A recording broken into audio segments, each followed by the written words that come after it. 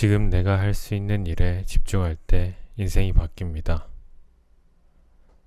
안녕하세요. 따뜻한 책방입니다. 요즘 우리는 쉽게 불안해지고 우울해지는 환경에 노출되어 있는 것 같습니다. 이상은 높은데 현실은 각박하고 취직과 구인이 힘들고 코로나는 여전히 큰 영향력을 행사하고 있습니다. 이렇게 살기 힘든 세상에 책을 읽으며 마음을 다스리는 이런 시간도 되게 중요한 것 같습니다. 오늘은 과거가 남긴 우울, 미래가 보낸 불안이라는 책으로 우울과 불안을 끊어내고 단단한 현재를 만드는 힘을 알려드리고자 합니다. 그럼 이제 바로 책을 읽어드리도록 하겠습니다.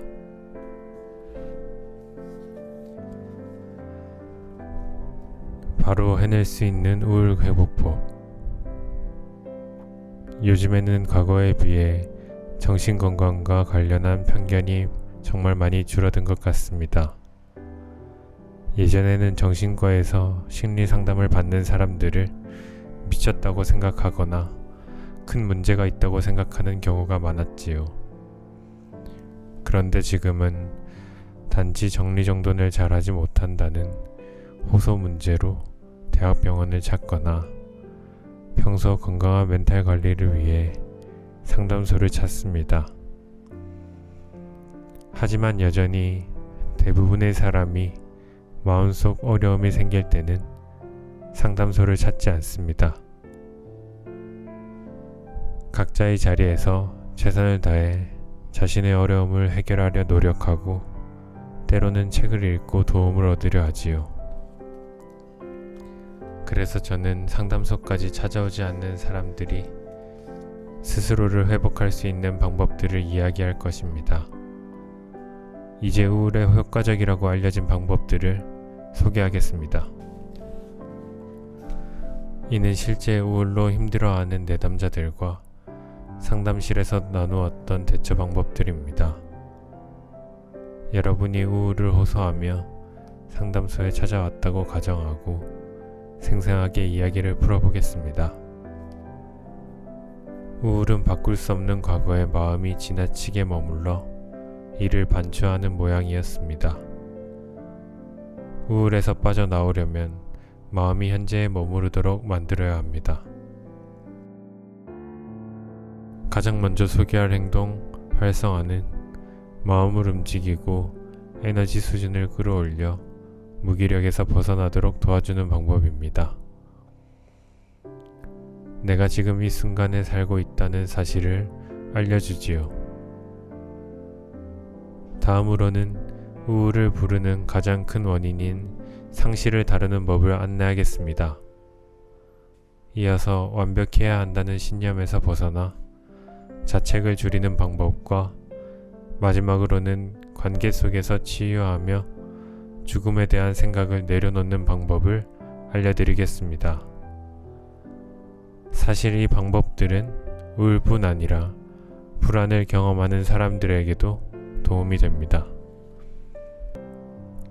중요한 것은 자신의 상태와 상황에 맞추어 방법들을 모두 적용하는 것입니다. 그럼 이제 구체적으로 하나씩 살펴볼까요? 무기력을 줄이는 행동 활성화. 활동량을 늘리는 방법 중에서도 특히 효과가 좋다고 알려진 방법은 바로 행동 활성화입니다. 행동 활성화는 인지행동 치료의 아버지로 불리는 아론 벡과 동료 연구자들이 개발한 우울증 치료법입니다. 체계화된 우울증 단기 치료법으로 실생활에서 보상 경험이 증가하도록 행동을 활성화하는 것을 목표로 하지요. 행동 활성화 치료의 전제는 우울에 취약한 사람들은 삶에서 스트레스 사건을 겪으면 긍정적인 보상을 경험할 수 있는 능력이 떨어지고 이로써 우울증에 이른다입니다. 삶에서 느끼는 즐거움과 성취감은 힘든 상황을 이기는 원동력입니다. 즉, 행동 활성화란 즐거움과 성취감을 줄 수 있는 활동을 계획하고 보상을 기반으로 그 행동을 강화하는 기법이지요. 행동 활성화 과정은 감정이 아니라 계획에 따라 행동을 구조화하는 3단계로 구성됩니다. 즐거움을 경험할 수 있는 활동과 성취 경험을 증가하는 1단계, 우울과 무기력을 유발하는 활동을 감소시키는 2단계, 활동에 보상을 주어 동기를 강화함으로써 자신의 삶에 좀 더 적극적으로 참여하도록 돕는 3단계의 순서로 진행되지요. 행동 활성화 3단계에서는 무엇을 해야 할까요? 이 기법에 따라 가장 먼저 해야 할 일은 내가 즐거움을 경험할 수 있는 활동과 성취 경험이 무엇인지 찾아내기입니다. 가벼운 우울감을 경험하고 있는 사람이라면 내가 어디서 즐거움을 얻는지 비교적 잘 찾아낼 것입니다. 구체적일수록 좋습니다. 나는 에그타르트를 먹으면 기분이 좋아져. 마음이 울적할 때 멀리 여행을 다녀오면 즐거워지는 것 같아. 조용한 카페에 앉아 책을 읽으면 마음이 편안해지지 하고 말입니다. 그런데 오랫동안 우울에 잠식된 사람은 즐거움을 느끼는 활동을 찾아내기 어려울 수도 있습니다. 어릴 때는 과거에 좋아했던 일들을 떠올려보면 좋습니다. 일할 때는 과거에 좋아했던 일들을 떠올려보면 좋습니다.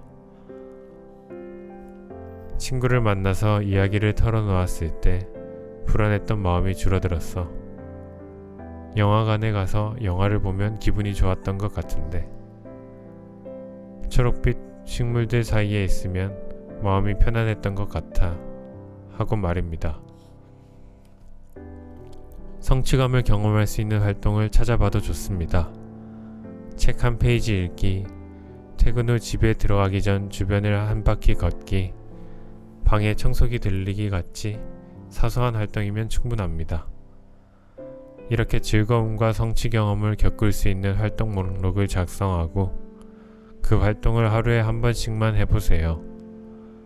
사소한 즐거움과 성취의 경험이 쌓여 마음의 회복을 도와줄 것입니다. 두 번째로 할 일은 우울과 무기력을 유발하는 활동 줄이기입니다. 내게 즐거움을 주는 활동이 무엇인지 생각해본 사람은 많지 않을 것입니다. 어떤 활동이 우울과 무기력을 유발하는지 관심을 기울인 적은 더 없겠지요. 누군가는 SNS를 들여다보며 자신과 타인을 비교할 때 우울감이 심해집니다. 또 누군가는 밤이고 낮이고 누워만 있을 때 심한 무기력을 느낍니다. 자극적인 음식을 불규칙적으로 폭식하면서 우울을 경험하는 사람도 있지요. 여기서 SNS 들여다보기, 누워만 있기, 자극적인 음식 폭식하기는 우울과 무기력을 유발하는 행동입니다. 이럴 때는 SNS 하는 시간 줄이기, 일어나는 시간 정해두기, 정해진 시간에 건강한 식사하기 등의 활동을 하면 좋습니다. 만약 회사와 관련한 생각이 우울과 무기력을 유발한다면 회사 메신저나 대화방 나가기, 팝업 알람 차단하기 등을 하면 좋겠지요. 세 번째로 해야 할 일은 자신의 행동에 보상 주기이며 가장 중요한 단계입니다. 자신의 행동에 당근을 주어 동기를 강화하는 것이지요. 칭찬은 고래도 춤추게 한다라는 말이 있듯 인간은 하루라도 칭찬 없이 살아가기 힘든 존재입니다. 특히나 우울한 상태에서는 어떤 행동을 해도 큰 흥미와 보람을 느끼기 어렵기 때문에 즐거움과 성취감을 지속해서 느낄 수 있도록 스스로에게 보상을 주는 과정이 필요합니다. 보상은 내가 좋아하는 어떤 것도 될 수 있습니다. 스스로에게 건네는 칭찬의 한마디나 나에게 선물하는 케이크 한 조각, 평소 가지고 싶었던 물건을 사거나 보고 싶었던 전시를 보러 가는 것도 모두 가능합니다. 보상이라고 할 만한 것들을 적고 작은 성취를 이룰 때마다 나에게 목록에 적힌 당근을 주면 됩니다. 행동 활성화 적용하기. 저는 스트레스 상황에서 자신감이 떨어지면 타인의 눈치를 많이 보고 스스로를 까다로운 시선으로 바라봅니다. 아무것도 하고 싶지 않을 때, 실제로 아무것도 못할 때도 있지요. 평소보다 무기력해지고 저를 쉽게 비난하거나 질책합니다.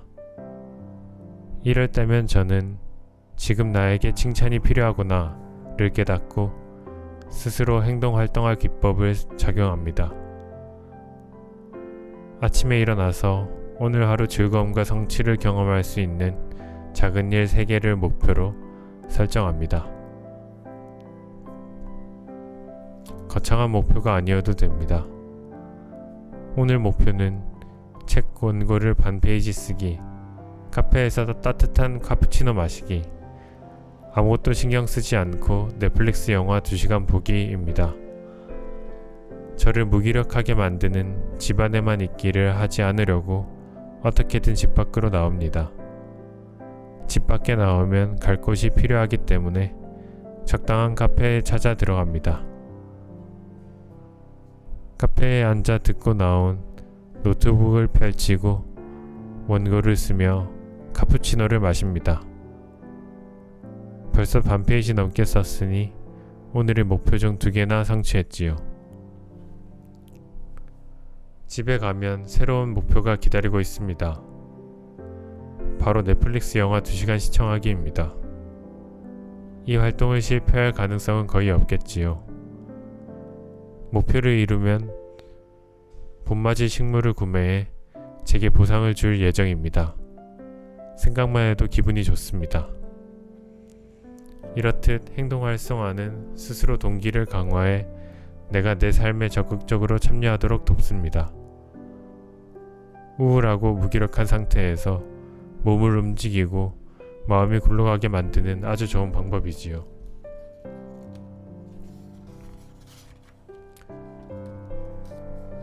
좌절과 낙담에서 벗어나는 한계 인정하기. 나의 한계를 인정한다. 이 말이 어떻게 느껴지나요? 나는 여기까지구나 라는 생각과 함께 좌절감이 몰려오나요? 혹은 내가 여기까지라고? 나는 한계가 없는데 라는 생각과 동시에 저항감이 밀려오나요? 이번에는 나의 한계를 인정한다는 것이 어떤 의미인지 이야기해 보겠습니다. 자신의 한계를 받아들이기 어려워하는 사람들은 완벽주의 성향을 지녔을 수 있습니다. 이들은 나에게 한계가 없다고 생각하고 자신이 끝없이 높은 위치에 올라가기 바라는 마음을 품고 있지요. 완벽주의를 가진 사람들은 우울감을 경험할 가능성이 높습니다. 우울감은 현재의 상황에 스스로 만족하지 못할 때 쉽게 찾아오기 때문입니다. 내가 나에게 기대하는 지나치게 높은 기준에 미치지 못하는 현재의 내 모습을 비난할 때 말입니다. 스티브 잡스처럼 성공하고 싶고 일론 머스크처럼 부자가 되고 싶고 마더 테레사처럼 선하고 좋은 사람이 되고 싶고 아이유처럼 뛰어난 음악성을 가지고 싶고 인기도 많아지고 싶은데 이에 비하면 지금 내 모습은 아무것도 아닌 것처럼 느껴지기 때문입니다. 낮은 목표에서 천천히 높여가세요. 좌절감은 내가 달성하고 싶은 목표를 이룰 수 없게 만듭니다. 나에게 능력이 없기 때문이 아닙니다. 좌절과 무력감이 그렇게 만드는 것이지요. 자신을 비난하며 우울을 겪는 사람들에게 효과적인 방법은 바로 나의 한계 인정하기입니다. 완벽주의자들에게 63빌딩을 계단으로만 끝까지 올라가야 한다는 과제가 주어졌다고 생각해 봅시다. 대부분 1층에 서서 빌딩의 꼭대기를 바라보며 내가 63층까지 걸어 올라갈 수 있을까? 올라가는데 얼마나 걸릴까? 올라가다가 더 못 올라가겠으면 어떡하지? 성공하지 못하고 중간에 내려가면 어떡하지? 등 많은 생각을 할 것입니다. 닿을 수 없을 듯한 정상을 바라보며 숨이 턱 막히기도 하겠지요. 이 경우 어떻게 해야 꼭대기층에 올라갈 수 있을까요? 많은 해결책이 있겠지만 나의 한계를 인정하는 것도 하나의 방법입니다. 나의 한계를 인정하라가 63빌딩에 걸어 올라가기를 포기하라는 뜻일까요? 그렇지 않습니다. 지금부터 63층을 걸어 올라가야 한다고 생각하면 당연히 숨이 막히고 좌절감이 듭니다. 63층이나 되는 높은 곳을 걸어서 올라간 적이 한 번도 없을 테니까요. 즉 처음부터 높은 목표를 세우면 시작조차 하기 힘들다는 뜻입니다. 실패할 것이라는 생각이 들면 첫걸음을 떼기가 어려우니까요. 여기서 완벽주의자들은 성공하지 못할 것 같으면 시작조차 하지 않는 완벽주의의 특징을 보입니다. 그런데 한계를 인정하면 달라집니다. 지금 나의 한계를 인정하면 내가 할 수 있는 것들에 집중할 수 있습니다. 예를 들어 나는 10층까지는 올라가 본 적이 있어. 그렇다면 20층 정도는 도전해 볼 수 있겠지. 한 번에 63층까지 올라가지는 못한다고 해도 말이야. 라고 생각한다면 나의 한계를 받아들인 것입니다. 지금 내가 할 수 있는 한계치를 고려한 것이지요. 이제 한계치에 맞추어 지금 내가 할 수 있는 일부터 차근차근 하면 됩니다. 그렇게 20층까지 올라가 잠시 숨을 고르다 보면 10층 정도는 더 올라갈 수 있겠다고 느껴집니다. 처음부터 30층을 오르려 했다면 부담감으로 힘들었을 텐데 20층에서는 10층만 더 올라가면 되니 그리 높다는 생각이 들지 않는 것이지요. 그렇게 10층에서 20층으로, 20층에서 30층으로 점점 한계가 높아집니다. 이 과정을 반복하다 보면 어느새 50층에 높이 올라온 나를 발견할 수 있습니다. 정말 놀라운 일이지요. 50층에 도착했는데 다리가 후들거리고 도저히 더 오를 수 없을 것 같은 순간에는 어떻게 해야 할까요? 누군가는 두어 시간을 쉬고 또 누군가는 몇 날 며칠을 50층에 머무르기도 합니다. 그래도 괜찮습니다. 우리는 이미 50층에 도착해 있기 때문입니다. 앞으로 우리가 더 올라가야 할 계단은 13층 뿐입니다. 올라온 층수에 비하면 13층은 껌이지요. 우리는 가벼운 마음으로 63층 정상에 다다를 것입니다. 불가능해 보였던 목표를 이루면서 말입니다. 이렇듯 지금의 내가 가진 한계를 인정하면 현재 할 수 있는 일에 집중할 수 있고 나의 한계는 점점 높아집니다. 한계의 인정은 불가능을 의미하지 않습니다. 한계를 인정한다는 지금의 한계를 받아들인다는 뜻이고 오히려 미래의 한계를 점점 높여간다는 의미입니다. 지금 당장 성공하겠다고 스티브 잡스를 바라보면 낙담할 가능성이 매우 높습니다.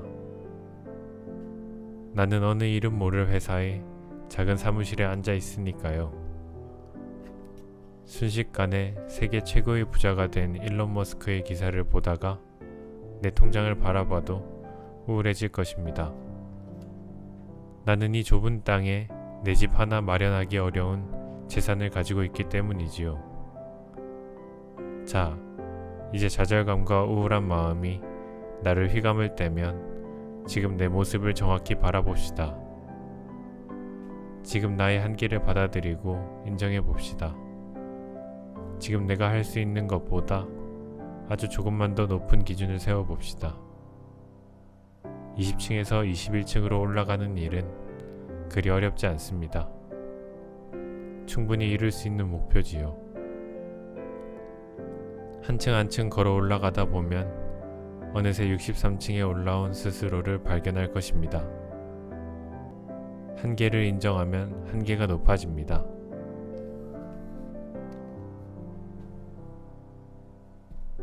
상실의 고통을 흘려보내는 애도. 우울과 불안은 상실과 밀접한 관계가 있습니다. 상실이란 내게 중요한 인물이나 역할을 대상이 아주 없어지거나 사라지는 것입니다. 우리는 사랑하는 사람이나 사회적 지위, 경제적 풍요 등 소중한 무언가를 잃으면 우울을 경험합니다. 미래의 소중한 무언가를 잃거나 가지지 못할 것으로 예상하면 불안해하지요. 하지만 삶이 상실의 연속이듯 상실은 끝없이 생겨납니다. 우리가 계속해서 우울과 불안을 경험할 수밖에 없다는 뜻입니다. 따라서 우리는 우울과 불안으로부터 나를 보호하고 지켜내기 위해 상실에 대처하는 방법을 잘 알아야 합니다.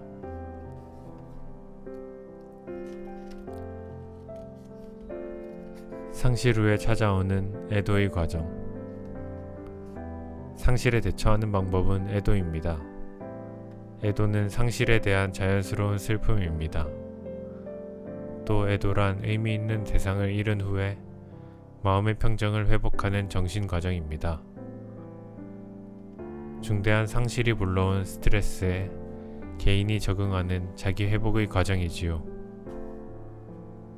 사람마다 다르지만 애도의 과정에서 공통적으로 나타나는 감정의 단계가 있습니다.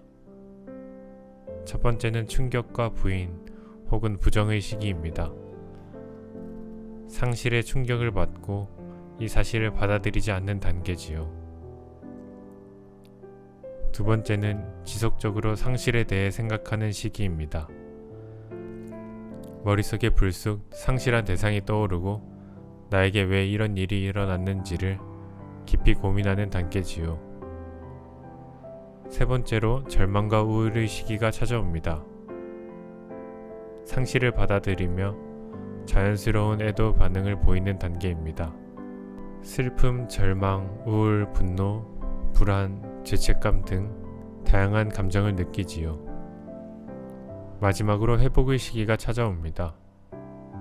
일상으로 복귀해 이전과 달라도 여전히 괜찮은 삶을 만드는 단계입니다. 비슷한 이론으로 죽음과 임종에 대해 연구한 심리학자 엘리자베스 퀴블러 로스의 죽음과 애도에 관한 5단계 모델이 있습니다. 죽음을 앞둔 당사자들의 애도 과정을 설명한 이론이지만 상실을 경험한 사람들의 애도 과정을 이해하는 데도 큰 도움이 됩니다. 이 이론에 따르면 상실을 경험한 사람들은 부인 혹은 부정, 분노, 타협 혹은 협상, 우울, 수용의 5단계를 거쳐 변화를 경험합니다. 부인 혹은 부정은 상실을 받아들이기를 거부하는 단계, 분노는 강렬한 좌절감과 분노를 표출하는 단계입니다. 타협 혹은 협상은 상실을 마주하며 문제의 해결책을 찾으려는 단계이고, 우울은 상실을 체감하며 슬픔, 우울을 경험하는 단계입니다. 때로는 두려움을 경험하는 시기이기도 합니다. 마지막으로 수용은 결국 상실을 인지하고 현재의 상황을 인식하고 받아들이는 단계입니다. 새로운 상황에 적응하며 회복에 접어드는 시기지요. 그런데 모든 애도가 이 같은 순서로 진행되지는 않습니다.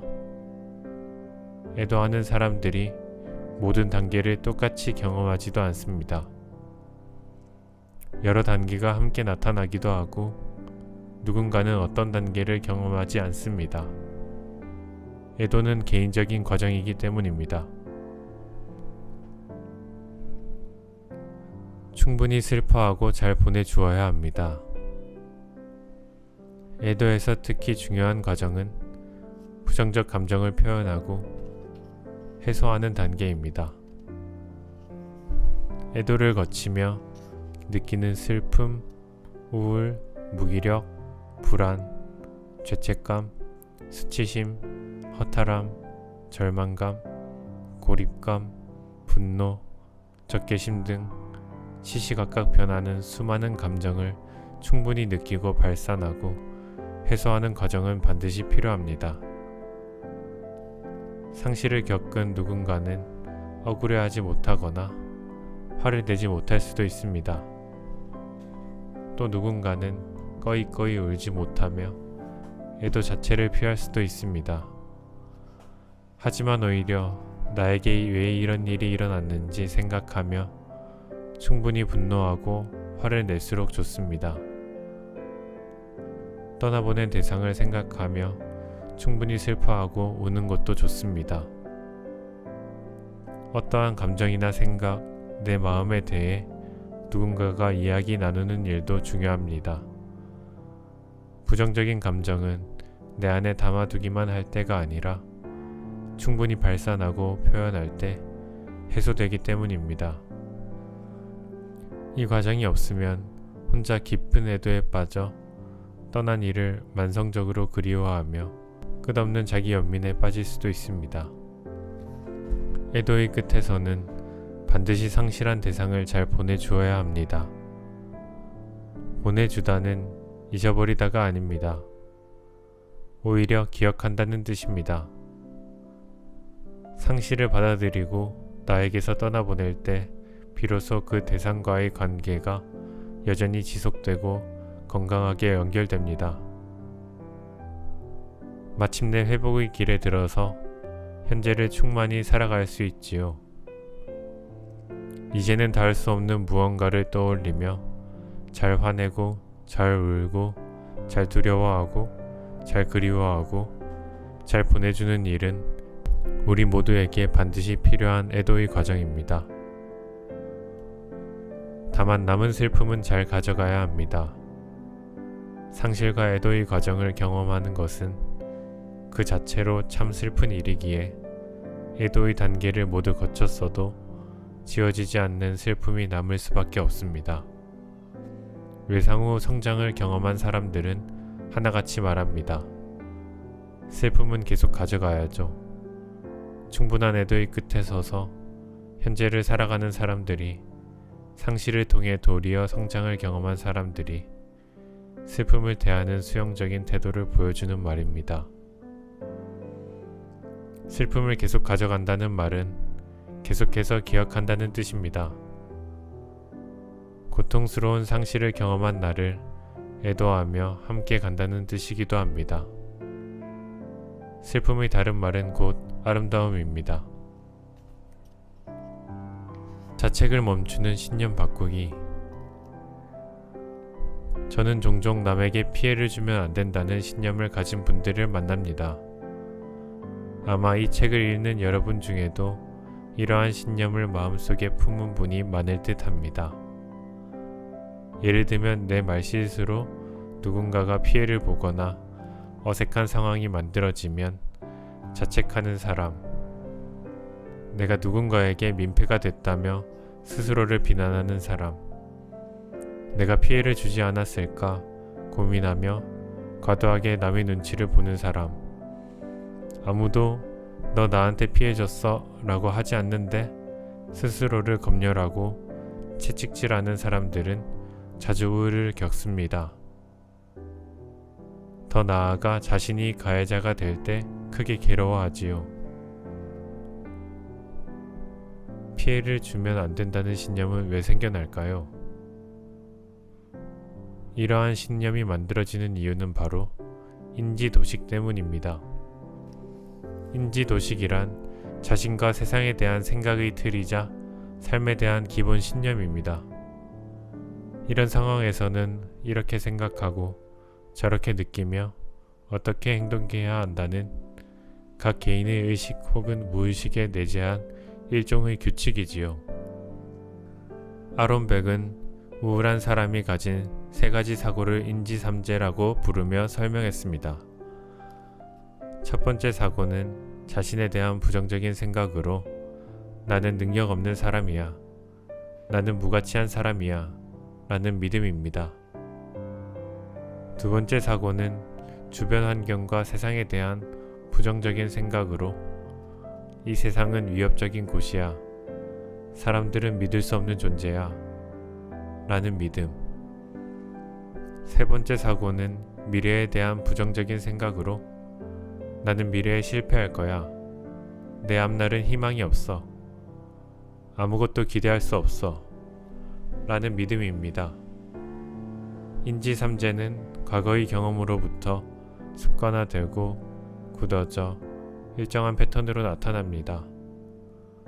이렇게 굳어진 생각은 나와 세상, 미래에 대한 기본적인 신념이자 뿌리가 됩니다. 즉, 일상에서 특정한 사건을 경험할 때마다 비슷한 형태의 생각이 자동적으로 떠오르지요. 앞서 말한 남에게 피해를 주면 안 돼 라는 신념을 가진 사람은 자신이 누군가에게 피해를 주거나 민폐를 끼쳤다고 생각할 때 괴로워하며 스스로를 비난합니다. 인지삼재 중 나에 대한 부정적인 생각이 더욱 공고화되는 것이지요. 그런데 남에게 민폐를 끼치지 않으려는 사람은 자신이 피해를 당하는 것도 매우 싫어합니다. 자신이 피해를 입은 상황에서는 타인과 세상에 대한 부정적인 믿음이 확증되기 때문입니다. 즉, 남에게 피해를 주는 나는 나쁜 사람이고 나에게 피해를 주는 사람은 나쁜 사람이자 이 세상은 나쁜 세상이라고 믿는 것입니다. 따라서 자신이 가해자가 될 때는 불안과 우울을 느끼고 피해자가 될 때는 분노합니다. 때로는 피해를 줄 수도 있다는 사실을 알아야 합니다. 누군가에게 피해를 주지 않는 일이 가능할까요? 반대로 누군가에게 피해를 당하는 일 또한 가능할까요? 사실 생각해보면 우리는 모두 피해자와 가해자입니다. 피해자일 때도 가해자일 때도 있다는 말이지요. 사람이라는 동물은 누구나 자기중심적입니다. 먹고 싶은 음식을 먹고 좋아하는 친구와 친하게 지내고 원하는 곳에서 일하고 싶어 합니다. 배우자가 자신이 원하는 방향으로 행동해 주길 바라고 아이가 내 뜻대로 커주기를 원합니다. 하지만 내 행동으로 본의 아니게 피해자가 생길 때가 있습니다. 친구와 밥을 먹을 때 내가 먹고 싶은 피자를 먹으면 친구가 먹고 싶었던 치킨을 먹지 못하지요. 이때 피자를 먹자고 한 나는 친구에게 피해를 입히는 셈입니다. 내가 높은 경쟁률을 뚫고 어렵사리 회사에 입사했지만 그 회사에 취직하고 싶었던 다른 누군가는 피해를 봅니다. 반대로 내가 너무 가고 싶었던 회사에 나 대신 누군가가 합격한다면 내가 피해를 보지요. 싸울 때는 즉시 갈등을 해결해야 하는 나의 방식을 택하면 갈등 상황에서 시간이 필요한 배우자는 피해를 봅니다. 의도하지 않았거나 원하지 않았어도 이 세상은 피해를 주는 사람과 피해를 입는 사람의 합으로 굴러갑니다. 즉, 피해자와 가해자라는 개념을 조금 더 확장되고 유연하게 이해해야 합니다. 민폐를 끼치면 안 된다는 신념을 가진 사람들이 괴로운 이유는 바로 우리가 남에게 피해를 주면 안 된다는 사실만을 배우기 때문입니다. 그래서 때로는 피해를 줄 수밖에 없는 상황이 있다는 것을 알기 어렵지요. 타인에게 피해를 주면 안 돼 라는 신념은 무척 가치 있습니다. 하지만 다른 사람에게 피해를 줄 수 있다는 가능성을 받아들이는 것 또한 가치 있는 일입니다. 마찬가지로 누군가가 나는 절대 피해를 당하지 않을 거야 라고 생각한다면 이 역시도 불가능하다는 사실을 받아들여야 합니다. 사람은 누구나 다 실수를 하고 잘못을 합니다. 누구나 남에게 피해를 주는 불완전한 존재라는 것이지요. 그러니 우리 모두 하루에도 수십 번씩 가해자 혹은 피해자가 된다는 사실을 기억합시다. 그러면 누군가에게 내가 피해를 준 것은 아닐까라는 생각으로 우울해하는 일은 줄어들지 않을까요? 상담실에는 이러한 신념으로 서로를 괴롭히는 분들이 자주 찾아옵니다. 그때마다 저도 무척 속상합니다. 자신에게 유리하고 편한 방향으로 잘 생각하는 사람들은 대부분 남에게 피해를 주는 것에 스스럼이 없습니다.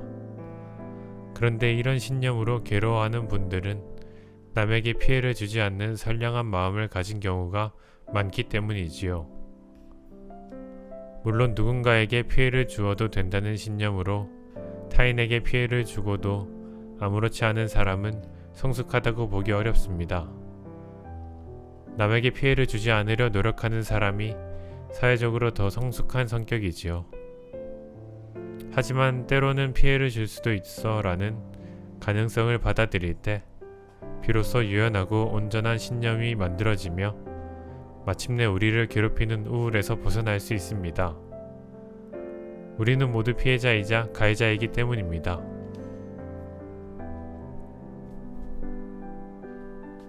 살고 싶다는 마음을 주는 단 한 명 생각하기. 평생 동안 죽고 싶다는 생각을 한 번이라도 해봤다는 사람은 꽤 많습니다. 그 중에서 정말 진지하게 자살을 생각해본 사람의 비율은 전체 인구의 약 10%라고 합니다. 내 옆에 있는 10명 중 하나는 죽음을 심각하게 생각해 본 적이 있다는 말입니다. 자살에 대한 생각은 누구나 합니다. 돈이 많든 적든, 가족이나 친구와 사이가 좋든 나쁘든, 직장이 있든 없든 자살 생각은 특정한 누군가를 피해가지 않습니다. 아직까지 한 번도 자살을 생각해보지 않은 사람도 영원히 하지 않으리라는 보장이 없습니다. 누구라도 언제든지 얼마든지 자살을 생각할 수 있습니다. 사람은 왜 죽음을 생각할까요? 자살의 가능성은 우울의 인지삼재처럼 나와 주변, 미래를 내가 통제할 수 없다고 느낄 때 높아집니다. 오랜 시간 무기력이 길어져도 자살 생각이 증가합니다. 이것이 바로 자살이 우울장애의 증상인 이유지요. 이뿐만 아니라 가족이나 친척, 친구 등 가까운 지인이 자살했다는 소식을 보고 들은 경우에도 자살 경향성이 높아집니다. 자살 경향성이란 치명성과 같은 의미로 한 개인이 자기 손으로 자신을 죽일 가능성이 있는 상태를 뜻합니다. 유명인사나 자신이 모델로 삼고 있던 사람이 자살하자 그 사람과 자신을 동일시해 자살을 시도하는 경우도 있습니다. 이 현상을 베르테르 효과라고 부르지요. 동조자살 혹은 모방자살이라고도 하는 이 현상으로 자살이 관계 속에서 전염된다는 사실을 알 수 있습니다. 자살을 생각하게 만드는 가장 강력한 위험 요인은 바로 사회적 고립감입니다. 내가 사회에서 쓸모없는 존재라는 생각이 들 때, 누구에게도 도움이 되지 못한다고 느낄 때, 세상에 철저히 혼자라는 고립감이 들 때, 자살에 대한 문턱은 낮아집니다. 인간이 서로 연결된 존재라는 사실을 인정할 수밖에 없는 지점이지요. 자살의 이유를 찾아내는 방법으로는 심리부검이 있습니다. 심리부검이란 자살한 사람이 남긴 단서나 삶의 기록 등의 자료를 분석하고 남은 사람들과의 면담을 통해 사망자가 자살에 이른 원인을 찾아내는 과학적 도구입니다. 사체가 아니라 사망한 사람의 심리를 부검하는 것이지요. 자살 사망자 생전의 정신질환 문제를 추정했을 때 심리부검 대상자 중 88.9%가 정신 이상 관련 문제를 가지고 있었으며 이중 우울 장애가 64.3%였다고 합니다. 수치에서 알 수 있듯 우울과 자살은 매우 밀접한 관련이 있습니다. 전문가들은 이렇게 말합니다. 자살은 단순히 충동적인 행동이 아니며 우울증으로만 설명되지 않습니다. 자살에는 사회적 영향이 매우 강하게 작용한다고 합니다. 자살이 개인의 문제가 아니라 오히려 사회적인 문제이며 인간관계가 핵심적인 내용이라는 것이지요. 다시 한번 치유하는 것은 관계입니다. 저는 상담 현장에 있다 보니 심각하게 자살 기도를 한 사람들을 자주 만납니다. 그럴 때면 저는 아주 조심스럽게 무엇이 그들을 다시 살게 했는지를 물어봅니다. 모두가 답변을 해주지는 않지만 죽음의 문턱에서 다시 살아보기로 한 결심한 사람들의 답은 이랬습니다. 그 순간 문득 누군가가 떠올랐습니다. 그 누군가는 가족이나 친구 혹은 그저 인사하며 지나가던 옆집 누군가기도 했습니다. 죽고 싶을 만큼 힘들고 고통스러운 그 순간에 자신을 살린 것은 그저 누군가라는 하나의 존재였다는 말이지요. 생각해보면 우리를 살게 만드는 것은 거창한 무언가가 아닙니다. 그저 내 옆에 있는 누군가 한 명, 나를 생각해주는 누군가, 혹은 내가 지켜야 하는 누군가, 그 존재만 있으면 세상은 살만한 곳이 된다고 느낍니다. 저는 상담을 시작할 때 내담자와 한 가지 서류를 작성합니다. 바로 생존 존중 서약서입니다. 과거에는 자살 방지 서약서라고 불리기도 했던 이 서약서는 이제 나의 생명을 존중할 것을 서약하는 문서가 되었습니다.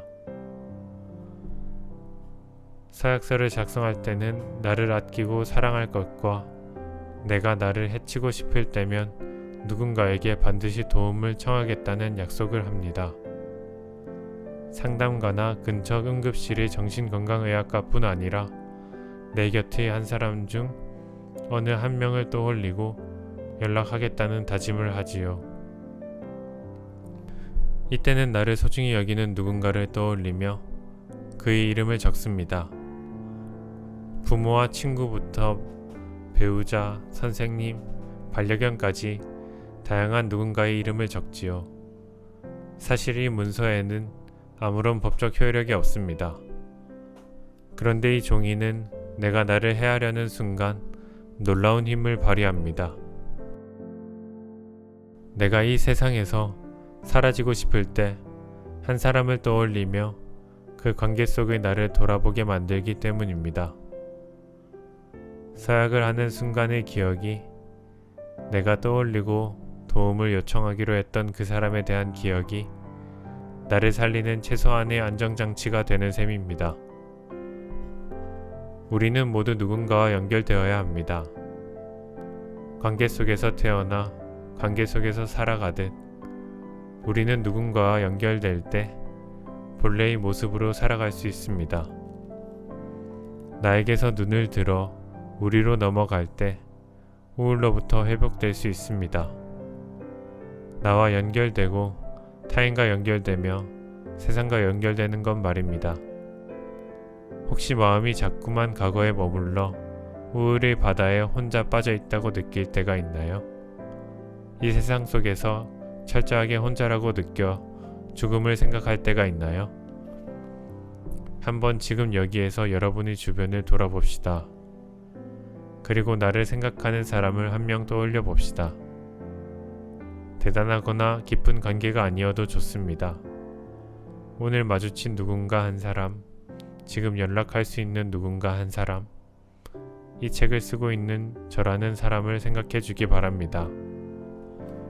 그리고 우리가 지금 이 순간에도 연결되어 있다는 사실을, 함께 살아간다는 사실을 기억해 주세요. 우리를 살게 하는 것은 그저 누군가의 존재니까요.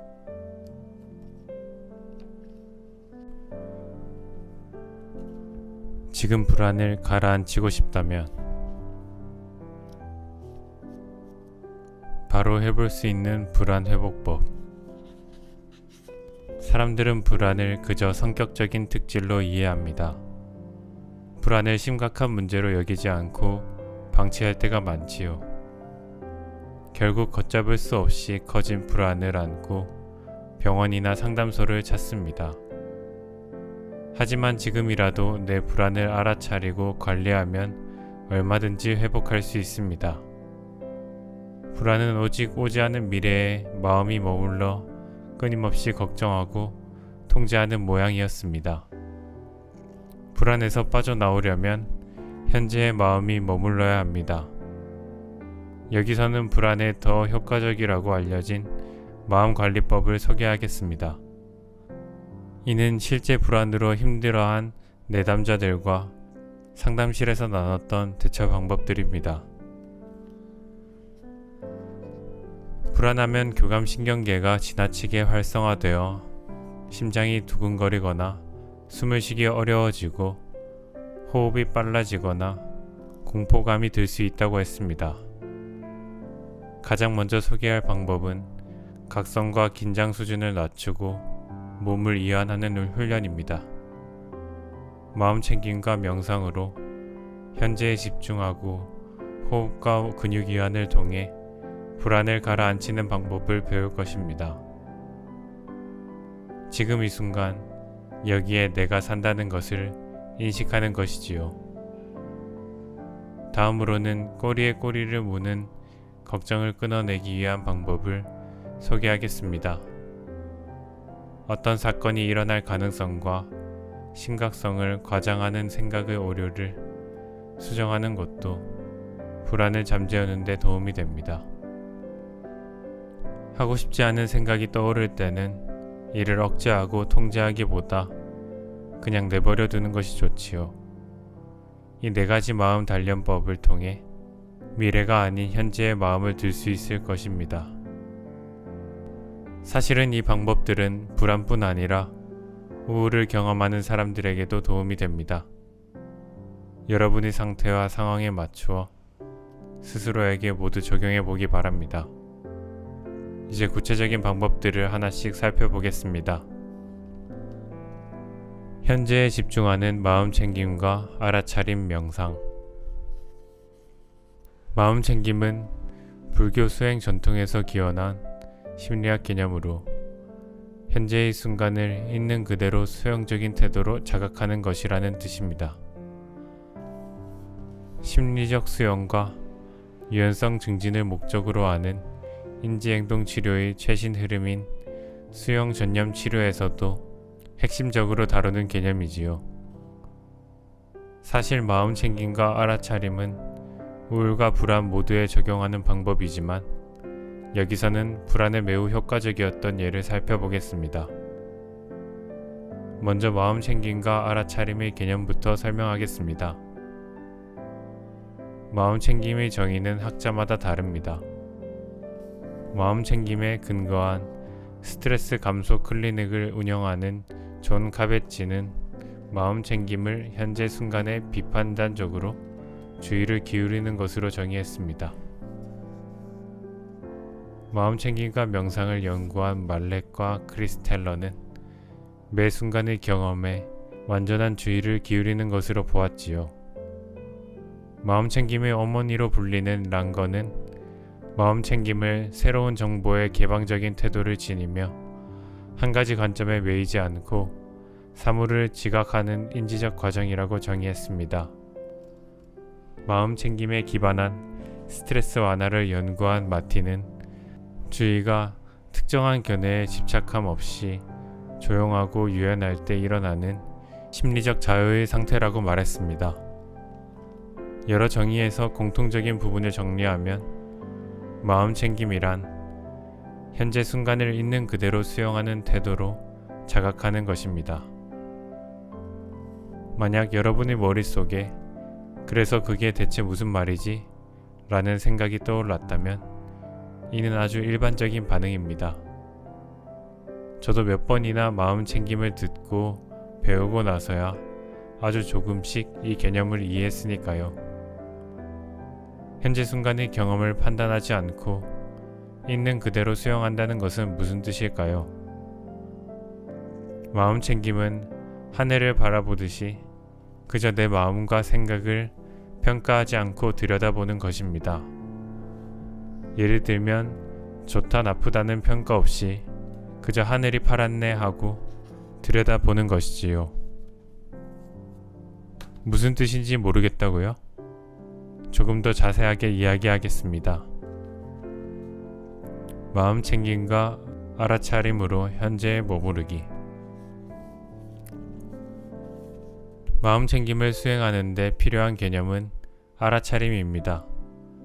알아차림이란 현재의 삶에서 현재 일어나고 있는 중요한 현상들을 방어하거나 피하지 않고 있는 그대로 지각하고 체험하는 행위입니다. 나에게 이런 일이 일어나고 있구나. 나는 이렇게 느끼고 있구나. 하고 지금 벌어지는 일들을 그대로 경험하고 지각하는 것이지요. 알아차림이 뒷받침되어야 마음 챙김을 할 수 있습니다. 예를 들어 보겠습니다. 지금 여러분은 책을 쥐고 있습니다.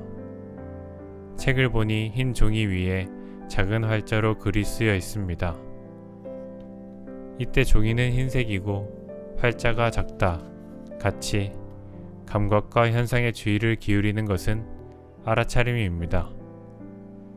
그럼 이번에는 누군가가 종이가 너무 흰색이라 눈이 아프다.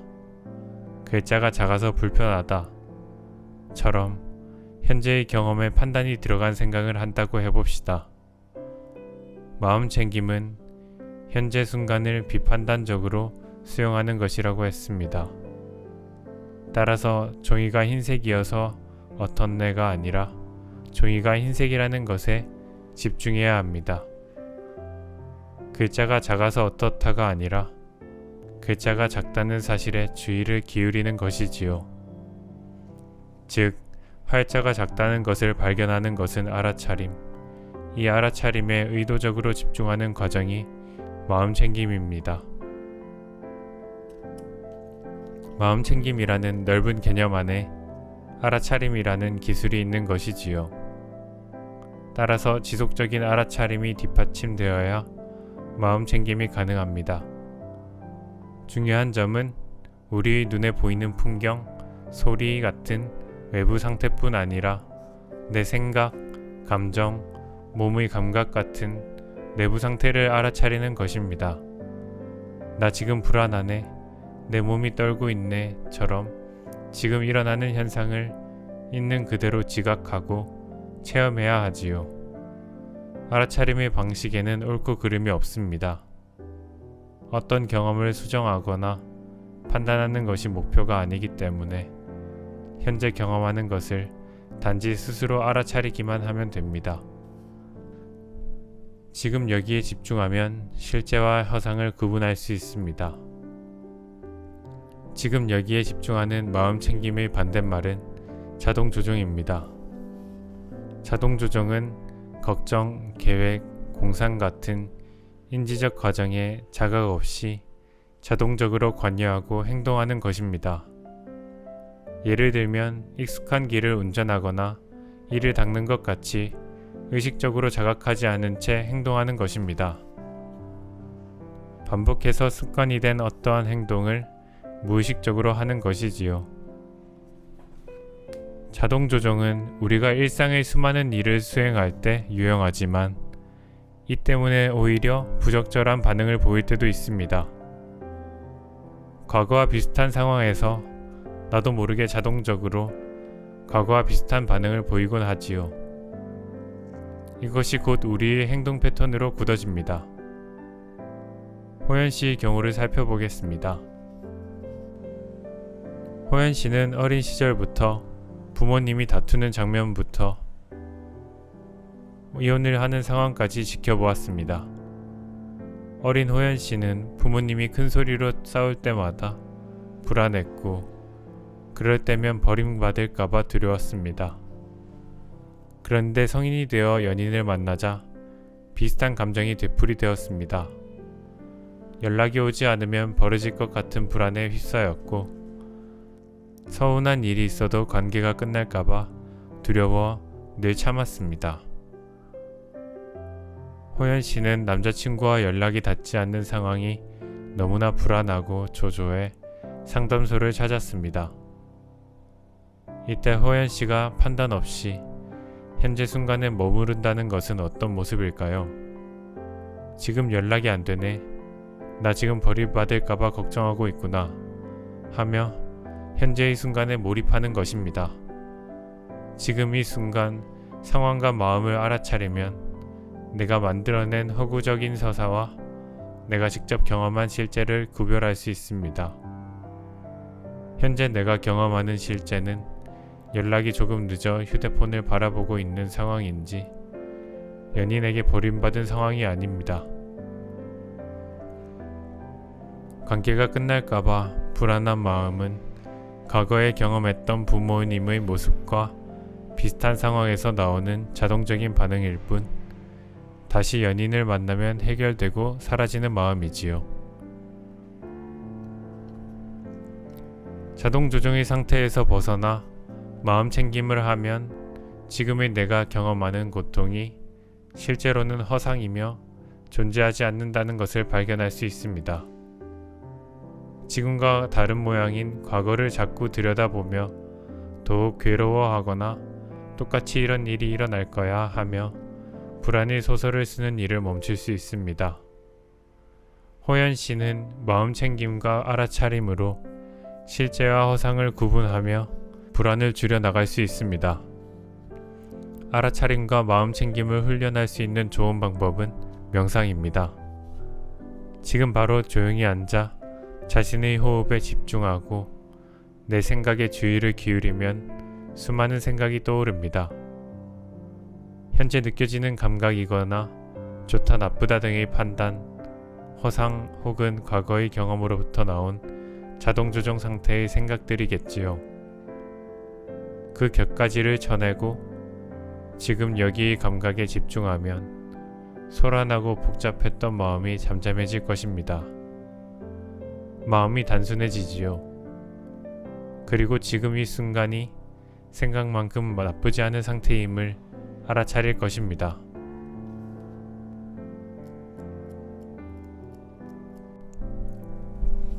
두근거림과 호흡을 가라앉히는 이완훈련. 이완훈련은 불안을 감소하는데 효과적인 방법 중 하나입니다. 이는 인지행동 치료에서 사용하는 방법으로 앞서 설명한 명상과 함께 실시하기 좋은 방법입니다. 과각성된 몸의 상태를 이완하는 작업은 불안을 감소하는 데 큰 도움이 되지요. 이완 훈련의 기본은 호흡입니다. 아마 여러분은 복식호흡에 대해 들어보았을 겁니다. 복식호흡이란 숨을 들이마실 때 코와 입뿐 아니라 횡격막을 사용하는 호흡법으로 이를 통해 깊고 느린 숨을 들이마시고 내쉴 수 있습니다. 복식호흡은 부교감 신경을 강화해 혈압과 심장 박동수를 안정시키며 신체의 긴장을 낮추어 줍니다. 첫 번째, 호흡 훈련. 먼저 호흡 훈련입니다. 코로 숨을 들이마실 때는 배가 부풀어 오르고 입으로 숨을 내쉴 때에는 배가 납작해지도록 깊게 호흡해야 합니다. 숨을 들이마실 때는 속으로 하나 하고 숫자를 세고 숨을 내쉬면서는 편안하다라고 속으로 말합니다. 호흡 훈련은 하루 2회, 한 번에 10분 이상 매일 해야 나의 몸에 익숙해집니다. 두 번째, 점진적 근육이완법. 점진적 근육이완법은 생리학자 에드먼드 제이콥슨이 개발한 방법으로 우리 몸의 근육을 하나하나 긴장시켰다가 이완시키는 훈련입니다. 불안이 높게 상승하면 근육도 긴장하는데 이때 긴장된 근육을 이완하면 불안이 가라앉는다는 원리에서 비롯된 방법이지요. 점진적 근육 이완법은 조용하고 편안한 장소에서 시작합니다. 몸을 편안한 상태로 만든 후 16개 근육군으로 나누어 하나씩 연습합니다. 이완 훈련은 말 그대로 훈련이기 때문에 내 몸이 이완에 익숙해지도록 반복적으로 연습해야 합니다. 긴장과 이완이 반복되어 연합되면 불안이 여러분을 찾아오는 순간에도 이완 상태를 경험할 수 있을 테니까요. 하고 싶지 않은 생각을 떠나보내는 그냥 내버려 두기. 여러분에게 한 가지를 요청합니다. 지금부터 책을 읽는 동안 빨간 장미를 절대로 떠올리지 마세요. 빨간 장미를 절대 생각하지 않으려 노력하되 혹시라도 생각이 난다면 몇 번이나 생각났는지 손으로 세어주기 바랍니다. 우리는 떠올리고 싶지 않은 생각이 머릿속에 침투하면 괴로움을 느낍니다. 아무리 생각하지 않으려 노력해도 그 생각은 떠나지 않고 맴돌지요. 내가 어떤 생각을 하고 싶을 때, 생각을 하거나 생각하지 않고 싶을 때 생각을 멈출 수 있다면 너무나 좋겠지만 우리에게 그런 능력이 없습니다. 생각은 그저 내 머릿속에 떠오르는 것입니다. 자, 여러분에게 요청한 빨간 장미 생각하지 않기는 성공적이었나요? 아니면 중간에 빨간 장미를 나도 모르게 떠올렸나요? 지금부터는 사고 억제의 역설적 효과에 대해 이야기하겠습니다. 생각은 누그리려고 하면 더 튀어오릅니다. 1987년 하버드대 교수인 다니엘 멀튼 웨그너가 진행한 실험입니다. 실험에서 참가자들은 5분 동안 자유롭게 이야기를 나누었습니다. 그 다음 웨그너는 참가자들을 A그룹과 B그룹으로 나누어 A그룹에는 하얀 곰을 생각하지 말라고 지시한 뒤 5분 동안 이야기를 나누도록 지시했습니다. 만약 대화 도중 하얀 곰이 생각나거나 이를 말할 때는 앞에 놓인 종을 치라고 했지요. 반대로 B그룹에는 하얀 곰을 떠올리거나 말해도 좋다면서 자유롭게 이야기를 나누도록 지시했습니다. 역시 대화 중에 하얀 곰이 생각나거나 곰에 대해 말할 때는 종을 울리라고 했습니다. 어떤 그룹이 하얀 곰을 더 많이 생각하고 하얀 곰이라는 단어를 더 말했을까요? 정답은 A입니다. 절대 하얀 곰을 생각하지 말라고 지시받은 A그룹이 B그룹보다 더 자주 하얀 곰을 생각하고 단어를 말한 것입니다. 이것이 바로 생각을 억제하면 할수록 오히려 더 생각이 많이 난다를 설명하는 사고 억제의 역설적 효과입니다. 여러분은 어떤가요? 앞서 제가 빨간 장미를 생각하지 않도록 요청한 후 정말 빨간 장미를 덜 생각했나요? 아마도 아닐 것입니다. 생각을 억지로 통제하고 억제하려는 노력은 오히려 그 생각을 더 자주, 더 강하게 튀어오르게 만듭니다. 생각하지 않으려는 노력이 오히려 그 자체에 주의를 기울이고 집중하도록 만들어 생각을 더 강화시키는 역효과를 가져오지요. 반동효과와 동일한 것입니다. 이후 실험에서 웨그너는 참가자들에게 하얀 곰이 생각날 때마다 빨간색 폭스바겐을 떠올리라고 지시했습니다. 그러자 실험자들의 머릿속에 하얀 곰이 여전히 존재했지만 이를 생각하는 빈도가 감소한 것을 발견했습니다. 이처럼 어떤 특정 대상을 떠올리도록 우회시키는 것을 초점 전환이라고 합니다. 초점 전환은 하얀 곰과 전혀 상관없는 자극을 떠올릴 때 효과가 있다고 알려져 있습니다. 생각을 없애려 하기보다 주의를 환기하는 편이 효과적이라는 뜻이지요. 퇴근하면 회사 일은 절대로 생각하지 말아야지. 오늘은 절대 과식하지 않을 거야. 아까 저지른 실수는 더 이상 생각하지 말아야겠다. 대체 잠이 언제 오지? 내가 누군가를 해치면 어떡하지? 등 우리는 하루에도 수많은 생각에 파묻혀 삽니다. 그 중에서 특히나 원치 않는 생각이나 충동, 이미지가 머릿속에 찾아올 때면 이를 통제하고 억제하려 들지요. 하지만 아무리 생각하지 않으려고 눌러도 자꾸 생각이 납니다. 불안한 생각과 강박적인 사고가 끊임없이 침투하는 것이지요. 생각을 통제하고 억제하려는 행동은 수영장에 떠있는 풍선 비치볼을 물속으로 누르는 행동과 같습니다. 비치볼은 세게 누르면 세게 누를수록 더 크게 튀어오릅니다. 우리의 생각도 비슷합니다.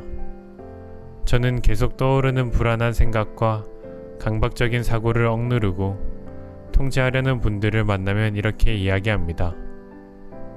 해결책은 생각보다 간단합니다. 머릿속에 당신을 괴롭히는 하얀 곰이 있다면 지우려 하지 말고 뛰어다니도록 내버려 둡시다. 머릿속을 헤집고 다니다가 자연스레 사라질 것입니다. 대신 이따 먹을 저녁 메뉴를 생각하거나 오늘 있었던 기분 좋은 일을 생각해 봅시다. 주의의 초점이 전환되면서 하얀 곰에 대한 생각이 빨간색 폭스바겐에 대한 생각으로 바뀔 테니까요.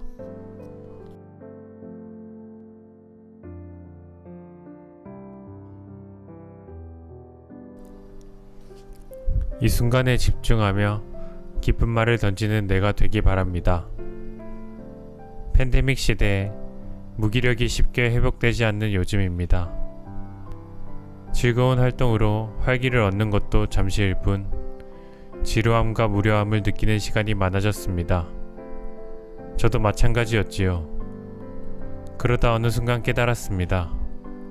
나에게서 어떤 새로운 말도 어떤 새로운 이야기도 나오지 않고 있다는 것을요. 제가 좋아하는 작가인 정혜윤 씨는 에세이 슬픈 세상의 기쁜 말에서 현재 우리의 위기는 미래를 말하지 않는 데 있다라고 말합니다. 우리는 더 이상 미래를 믿지 않는다고, 더 정확히 말하면 더 이상 좋은 미래를 믿지 않는다고 말하지요. 생각해보면 제가 무기력했던 이유도 여기에 있었습니다.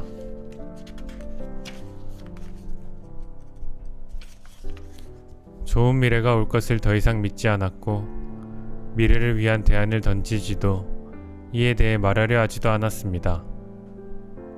이 슬픈 세상에서 계속 슬픈 말만을 던져냈기 때문이지요. 제가 상담실에서 마주하는 분들은 요즘 세상을 이렇게 표현합니다. 이 세상은 쓰레기 같고 현실은 시궁창 같습니다. 슬프지만 깊이 공감합니다. 이 세상은 너무나 불공평하고 현실은 슬프다 못해 좌절감이 들 때가 많습니다.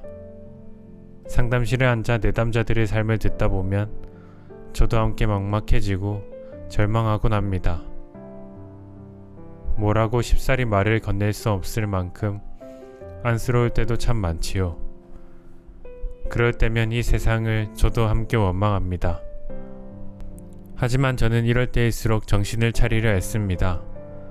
세상에 희망을 품고 다른 사람들을 향한 사랑과 내 행복을 포기하지 않으려고 말입니다. 나에게 더 좋은 미래가 오리라 믿고 이 세상이 더 좋은 세상이 되리라 믿고 더 좋은 내가 될 것을 믿으려 애쓰는 것이지요. 그것이 과거나 미래가 아닌 지금 여기에서 제가 할 수 있는 일이기 때문입니다.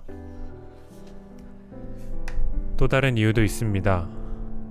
제가 희망을 품고 말하면 종종 저와 이야기 나누던 내담자들도 삶의 희망을 찾아 나가는 모습을 보이기 때문입니다. 저는 이를 시작으로 내담자 스스로가 끝끝내 사랑과 행복을 포기하지 않으며 삶을 기대하는 순간까지 바라보곤 합니다. 마침내 그들이 슬픈 세상에서 기쁜 말들을 쏟아내는 풍경을 마주하는 것이지요. 우리는 우리가 살아가는 세상이 슬픈 세상이라는 사실을 잘 알고 있습니다. 그럼에도 저는 여러분이 이 슬픈 세상에서 기쁜 말들을 던져내기 바랍니다. 존재하지 않을 수도 있었는데 존재한다는 것을 기억하며 경험하지 않을 수도 있었는데 경험했다는 것에 의미를 두며 계속해서 미래를 기대하고 희망을 품기를 소망합니다. 그것이 과거나 미래가 아닌 지금 여기에서 우리가 할 수 있는 일일 것입니다. 저는 제 슬픈 세상에서 기쁜 말을 이야기하겠습니다. 여러분은 여러분의 슬픈 세상에서 기쁜 말을 계속 던져주세요. 슬픈 세상 속에서 우리가 던져내는 기쁨들로 가득한 풍경을 만들어 봅시다. 우리는 과거에 머무는 시선을 현재로, 그리고 미래에 떠드는 시선을 현재로 옮기는 방법들을 살펴보았습니다. 그냥 본 것이 아닙니다. 이를 통해 여러분은 고개를 들어 마음의 시선을 옮기는 작업을 시작했습니다. 여러분이 지금 이 순간을 느끼며 현재를 살아가고 있다는 뜻입니다. 그러니 기억하세요. 여러분의 마음속의 평온은 이미 시작되었습니다.